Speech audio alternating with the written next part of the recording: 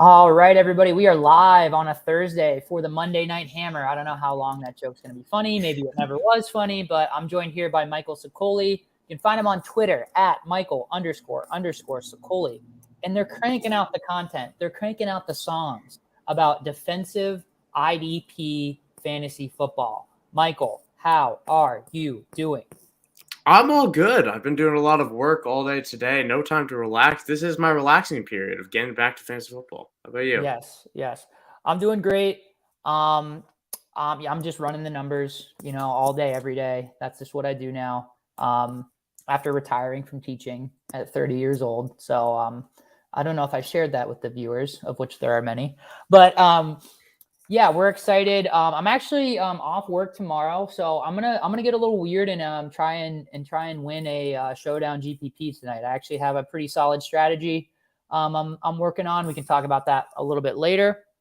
But first, let's talk about injuries, Michael. Because no one practiced today. No one. Everyone just took a day off. I have no idea what's going on. Are there any notable injuries at the top of mind for you?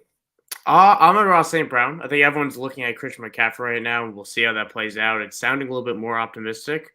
But Amon Ross St. Brown left last week's game with an ankle injury, returned with it taped up, and now he's not practicing with that same ankle injury. So I'm a little bit concerned, just because he's very important to this team, probably their most important offensive player. I think more so than Swift, honestly. So we'll see. We'll see whether he shoots out. Tomorrow's practice will be very important to watch for.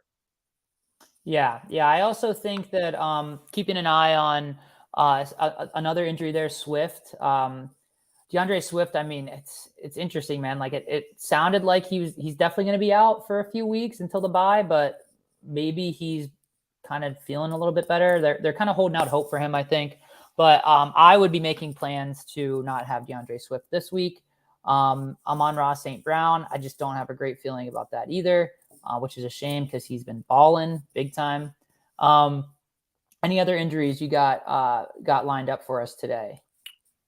I think those are the big ones. But Keenan Allen also, as of I believe it was like 10 minutes ago, he was limited yesterday. He was limited last week. We thought he was going to suit up. He didn't. But he also left practice about 10 minutes ago with a trainer. So we're going to see whether that's related to the hamstring, whether that's serious, because if he misses, that's a for everyone. That includes Mike Williams. Mike Williams needs a stable inner presence to kind of help work the outside. So it's definitely something 100% we have to monitor for all Chargers. Yeah, and I'll just make a note that I saw a good little in out split for Josh Palmer when Keenan Allen is out. Obviously, he kind of fills that role and is averaging right around 15.6 fantasy points per game. When he's out of the lineup, Josh Palmer is right around like 5.3 fantasy points per game. So if you picked up Palmer on the waiver wire and we're expecting to start him, like Keenan Allen being in is kind of a nail in the coffin for him.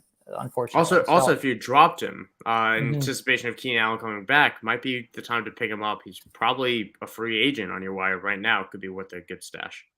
Yeah. I also think that another interesting one that pretty recent news, and as someone that has a lot of Gabe Davis in a lot of different leagues, Gabe Davis was downgraded to out after getting in a limited session after not looking great leading up to the game against Miami. But I think everybody was gassed because it was so hot. So he just was out there maybe a little bit more than he should have been, which is now leading to maybe he's a little bit more sore than he actually should be, given what they would have liked to him, how many snaps they would have liked to have him play. So again, anytime you go from limited to out, I think the rate at which you end up playing on Sunday is pretty low. So wheels up for Diggs, wheels up for Isaiah McKenzie. Jamison Crowder is worth a look. If you're really desperate, probably James Cook probably becomes a little bit more relevant. Like he's going to see the field instead of being benched the whole game. So keep an eye on the Gabe Davis news for sure. You got to take on any of that. Who do you want if Gabe Davis is out, I guess, is a good question to ask. Truly, I couldn't bring myself to ever play James Cook because I don't think he's that good of a player. We saw Devin Singletary took that passing work last week, and he's a much better player with it. But that's not the point of what I'm saying. We're still waiting on a Dawson Knox touchdown. And just probability-wise, based on the player that he is, 4 weeks into the season, no Gabe Davis. It's coming at some point. So Mhm. this could be the week where it shakes loose, especially if there's no Gabe Davis taking red zone targets. Yeah, for sure. I think that about does it for injuries. If any viewers in the chat have any questions about injured guys they want us to give a take on, just let us know. In the meantime, let's go ahead and move on to just a really, really sad situation. If I'm going to be open and transparent, we're in the trust tree, right? Yeah, here we are. DJ Moore is in rough shape right now. What are we doing with DJ Moore? You cannot play him. Like I am more interested in playing him maybe if McCaffrey sits. Not that McCaffrey is doing a lot right now. I saw this stats. Rex Burkhead has ran more routes than Christian McCaffrey this season. Rex Burkhead, who hasn't really played since week 1 as well. But just to make you more upset about Matt Rule and the Panthers in general. But that speaks to how incompetent this team is. This team is poorly coached. It's poorly run. And Baker Mayfield's not playing well enough. So with all that in mind, if you have another option, if you have a streamable option, if you have a Josh Palmer when Keenan Allen doesn't play, I'm playing those guys over DJ Moore until I get to see something else. Mm-hmm. I like when you give the suggestions on who to play over people. I think that's really valuable content, but it's very sad for me to hear those names and knowing where they went in a draft or even sometimes where you picked them up on the waiver wire. DJ Moore and CMC, they're not the problem. You need to put Matt Rule in a cannon and you need to fire him into the sun. And this is coming from a Penn State guy, which is kind of where Matt Rule got his start. That's kind of like where it all started for Matt Rule. He's a complete and utter disaster. Baker Mayfield. Odell's dad was right. Hashtag Odell's dad was right. That's all I got to say about Baker Mayfield. It's truly, truly absurd. I saw a stat that takes a look at 3 separate wide receivers, and shout out to Adam Levitan, great Twitter follow. Davante Adams, DJ Moore, and I'll need to look it up really quick. One other wide receiver are about 20% lower catch rate than their career, and they're all wide receivers that have clear quarterback downgrades. So Aaron Rodgers to Derek Carr, we're seeing Davante Adams' early season catch rate go down. Davante Adams maybe didn't get worse at football. Maybe the targets just aren't as catchable. DJ Moore, maybe in his year 25 season, didn't just forget how to catch the ball. Maybe Baker Mayfield isn't throwing a catchable ball. These are actual things that we need to pay attention to and react to, because catch rate is a really, really easy thing to calculate in our fantasy projections and adjust for. So what I'm probably doing moving forward is splitting the difference between current catch rate and career catch rate, because I think we're going to downgrade it, but it can't be this bad all season. So I'll leave that for the viewers. DJ Moore will probably get better, hopefully. I don't know if you can bank on it, but I think I need to see it before I put him in my starting lineup. That's typically where I lean as well, because we know the touchdowns. I want the touchdowns to come. Probability says that the targets relative to touchdowns that it will come. I'm not feeling confident that they will. I mean, they came last week. He caught a touchdown last week, but if he's not scoring and he's not catching a ton of balls, then we're talking wide receiver 3, and that's very replaceable. Yeah.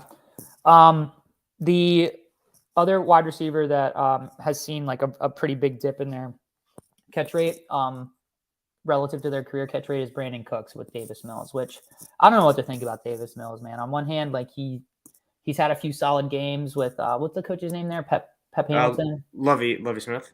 Lovie Smith, but the offensive coordinator is, I think. Is it Pep Hamilton? Yeah, it's Pep Hamilton. Okay. And Davis Mills was a 5-star recruit, some injury issues, went to Stanford, didn't flash, but I mean, he's playing. I mean, he played better than some of the other really, really sought after rookie quarterbacks his rookie year. It's just, he doesn't seem to be taking that step, especially struggling with getting the ball downfield to Brandon Cooks, who is very good still, for all those people that passed on him in whatever round, 7th, 8th round that he went in preseason. We got Smokey the Cat. And don't forget about the cat. He's back, and he wants to know Kelsey, Khalil Herbert, Ayuk, or AJ Brown and Javonte Williams. So I need to unpack this a little bit. So, Smokey, if you're still with us, are you saying you want to do Kelsey, Khalil Herbert, and Ayuk against AJ Brown and Javonte Williams? Is it a 3 versus 2 trade situation? I think that's what he's asking. And if he is, then I feel good about taking the. Oh, I just caught myself there. But in terms of I think I take the Kelsey side because I'm that high. I think I'm that high on Khalil Herbert, and I think he has a role despite if Montgomery's out, which it looks like he'll be at least this week. You're locking him in. He's a borderline RB1, top 15 player based on volume and talent and receiving upside. So and Kelsey's obviously a huge difference maker. I would want to know who your tight end is. If you're streaming the Irv Smiths, Cole Kmets of the world, and that's what you're going into the season with, not great. But if you have a Zach Ertz, which I've seen some people try to upgrade from, I'm willing to write it out with Zach Ertz. So if you do have that, I would that's a difference maker to me because you're talking about really good players on all sides of this. Yeah, I think I draw the line for me in like panic mode in terms of tight end at like Freiermuth, right? I think it goes like Freiermuth, and then like there's a massive cliff, and then like Irv Smith. So that's the gap, and then like above Freiermuth, I have. You mentioned him earlier. Dawson Knox is there. He's in the tiers where I'm okay staying with him and riding him out. Above him is probably who comes after Dawson Knox, you think? Ertz is up there. Higbee out of nowhere all of a sudden. Not this week. Not this week. Not this week? This week. He's got the Saints. The Saints are a very good unit against the tight end. Always. Well, they got Tyrann Mathieu, didn't they? They got Tyrann Mathieu. They still have Demario Davis. They coach against the tight end really well. Okay, that's actually great insight. That's good stuff. Them and the 49ers, year in, year out, have been. Yeah, I'm kind of burying the lead here. I'm actually on the other side, probably regardless. Mostly because like Khalil Herbert is better than David Montgomery, full stop. Sorry, I said what I said. No arguments. But the Bears are bad. The Eagles are a good team. AJ Brown is an absolute monster. Yep. The Broncos are a good team. And Javonte Williams is an absolute monster, question mark. It just needs to happen. You know what I mean? There's a couple things that need to happen, but I love the upside there. And give me Javonte Williams over Khalil Herbert rest of season. Like Khalil Herbert and Ayuk. Give me Javonte Williams over both of them rest of season. Like no questions asked. I just think that you have a running back, Javonte Williams, that on any given week can be the RB1 overall. He has that in his range of outcomes.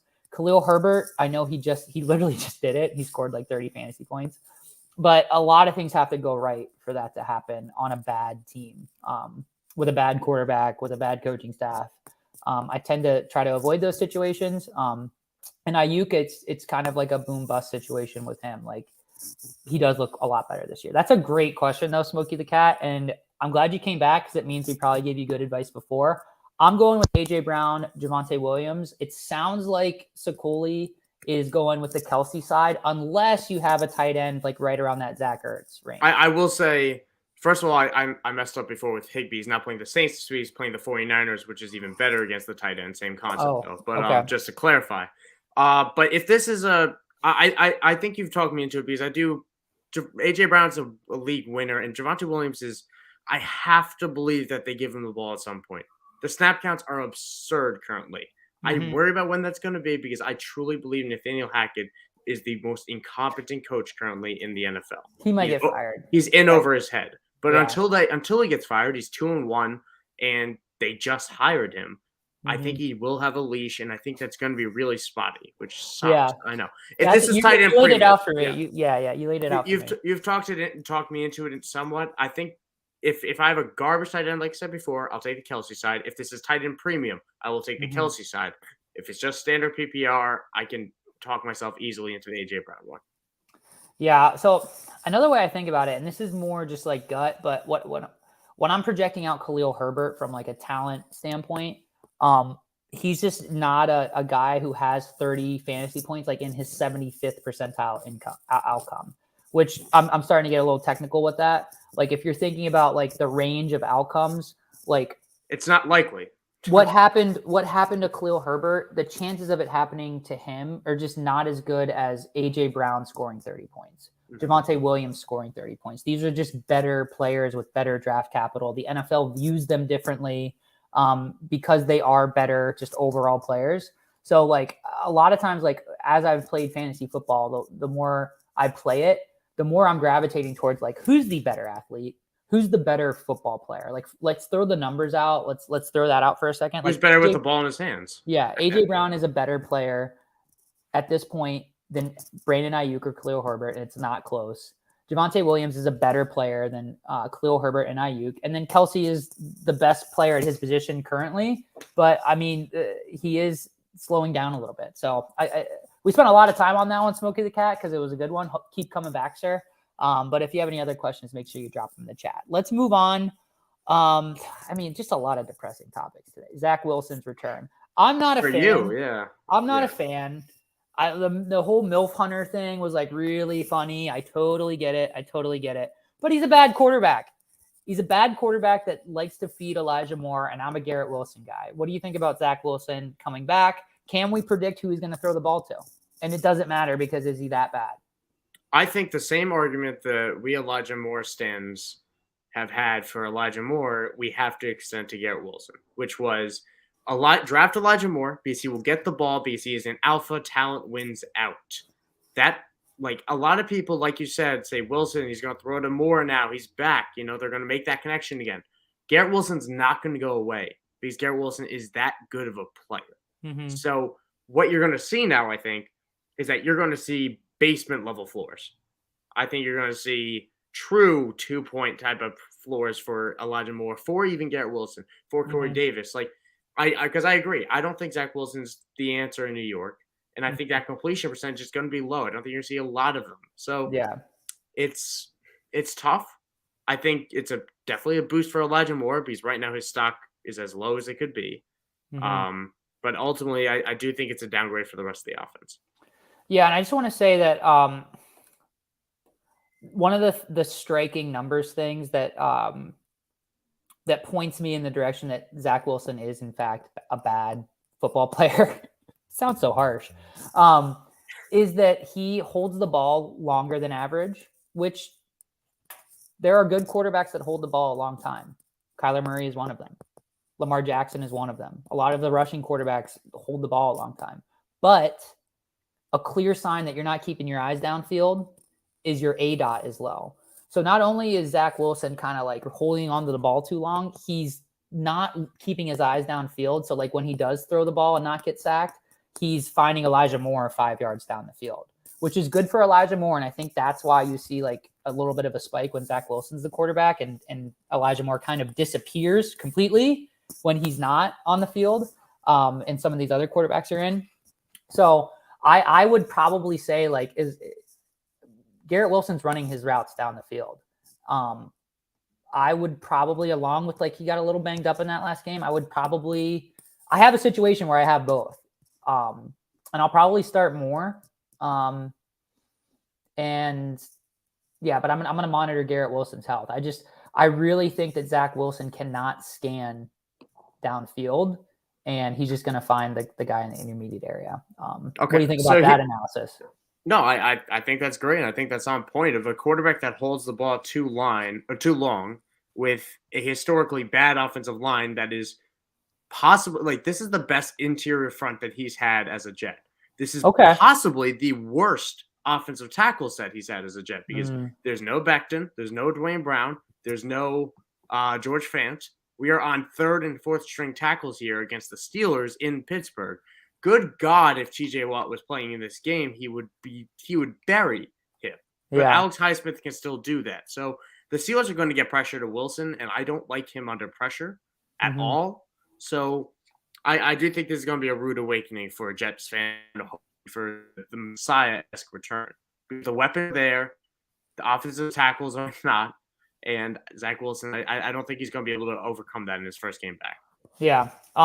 Let's talk about the Steelers real quick. Like, my goodness, this game, I might while I'm watching it, I might just put like that circus music on, like da, da, da, da, da, da, da, da, da. It's gonna be awful because Mitch Trubisky, my goodness, I know. I thought it would be bad. I actually was a little optimistic. I was like, what if he got I right was while he was in optimistic too. Buffalo? Yeah. Some people are blaming Matt Canada. I don't. I think some people like were excited because Matt Canada was going to do some weird stuff. It might seem like he's maybe big braining it a little bit too much. Um, it's hard to isolate like what's wrong with the Steelers offense, but it's bad. And I'll be the first to say that I was like one of the guys saying like can't be worse than Ben. Can't be worse than Ben. It can be worse than Ben. It can be worse than Ben last year. And it's worse than Ben right now. The reason why you're struggling to isolate a problem is because there's not one. The problem lies with Mitch is not good. Mitch is not a good quarterback. He's never really been. Matt Canada is not a good offensive coordinator. He's never really been. But the worst part about it is that they both are not on the same page. That within a week, I did in one of my classes, I did a mock interview with Mike Tomlin with one of my professors. And it is so dysfunctional with that type of team right now. We saw Mitch speak out against. We saw Deontay Johnson. We saw Chase Claypool speak out against it. Of course, Chase Claypool is. But like it's so there's so many problems when your offensive coordinator and your quarterback are not on the same page. We saw last week that there was 3 targets in the middle of the field that went beyond like 5 yards, and all of those came in the fourth quarter to Freiermuth. So I don't know what game plan they're trying to pull here. I don't get it. I like this matchup against the Jets secondary. I think it is beatable, as good as Sauce Gardner might be. It's I don't know. I something needs to change for them to work this out. And the big thing I will say, they did have 10 days. They did have the longer break. They played on Thursday night last week. They had more time to prepare for this game than they did last week, and more than the Jets have for this one. But I'm still going to play Deontay Johnson. I'm still willing to stream Pat Freiermuth. I do think the Jets win this game. But my bigger question to you right now, I am the Najee. Najee is one of the only players I have 100% rostership in Dynasty. What is your panic level right now? Because mine feels a little bit higher than I want it to be. I mean, last year was probably his ceiling outcome, honestly, with all the dump offs.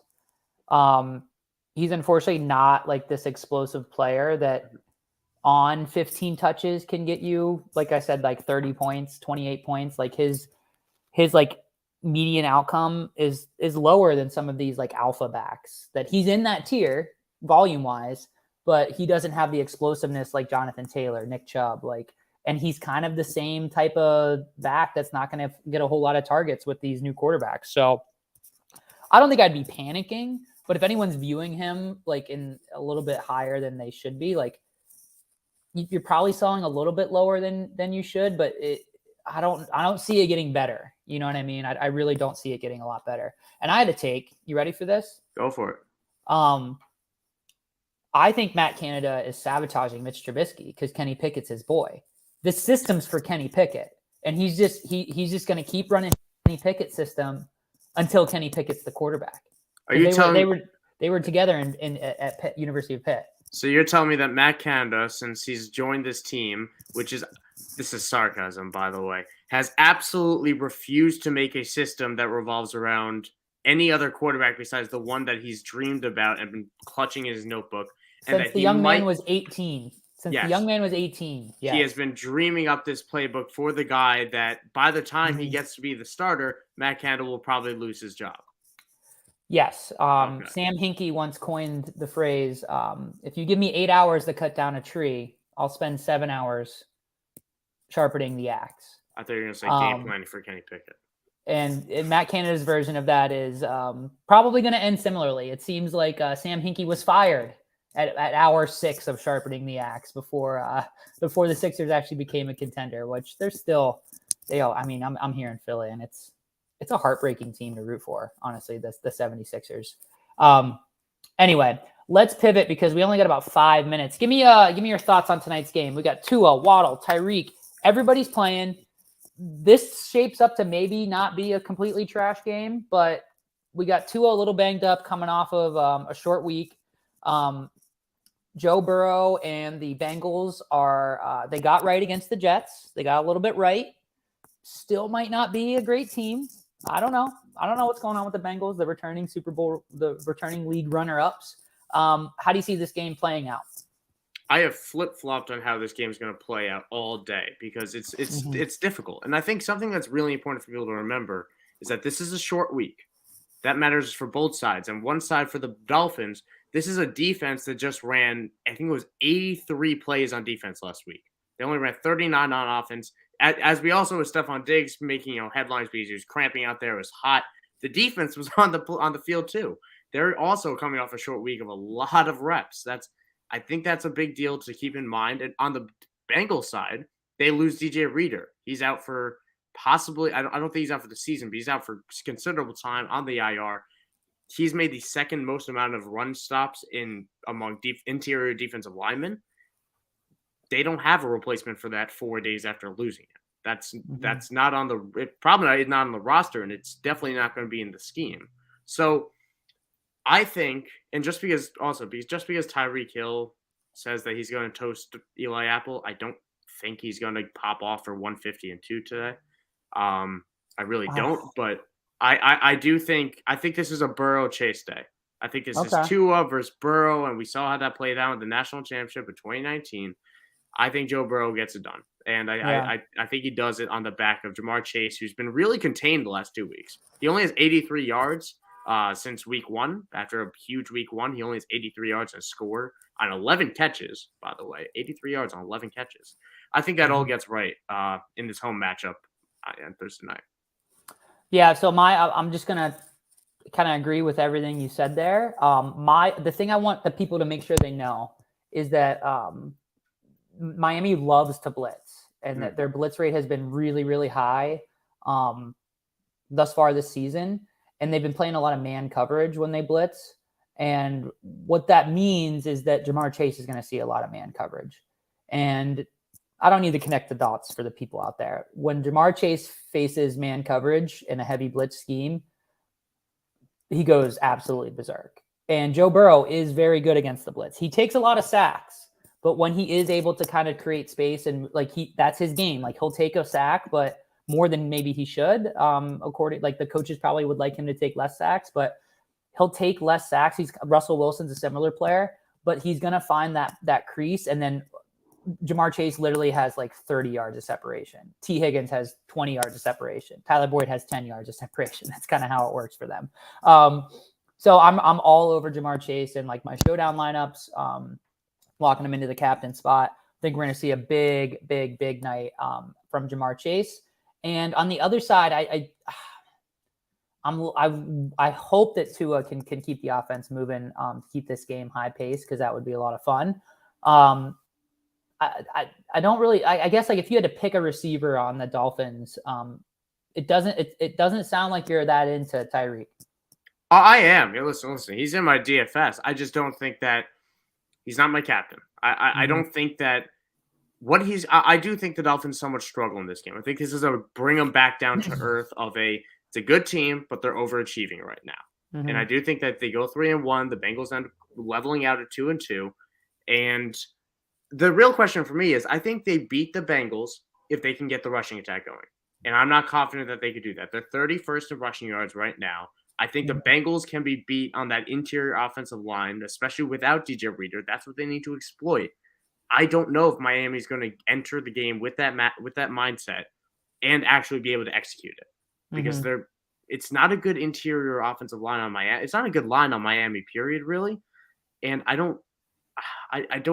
think Mostert or Edmonds is going to house one. I really do. One of these runs, I think they're going to house. I couldn't tell you which one. Yeah, I think it sets up as a good matchup for Edmonds. That's probably who I'd be going with, just because, like you said, the DJ, he's an interior lineman, and that zone scheme that it's McDaniel, right? Yeah. I always want to say McGlinchey for some reason. Mike McDaniel is bringing that zone scheme from San Francisco, and that's why they signed Chase Edmonds, because that's what he does well.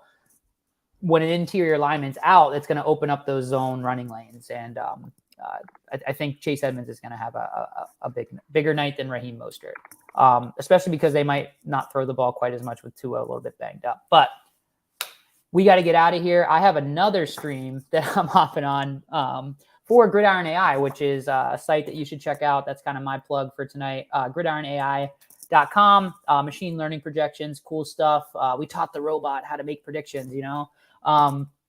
And you can also check out the Instagram. I'll have a DFS player pool for everybody tomorrow. You can find that on Instagram at gridiron.ai. You got anything for the people, Mike, before we get out of here?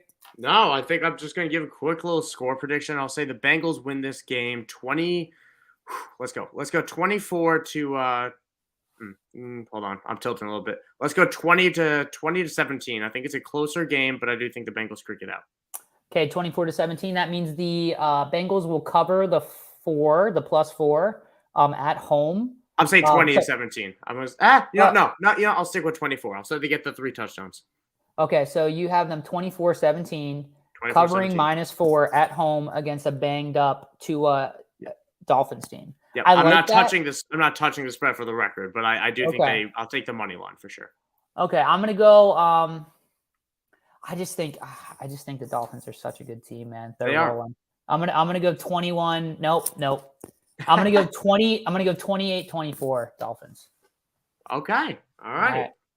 All right, everybody. You take care out there. We'll be back next Thursday, and good luck, everyone. Have a good week.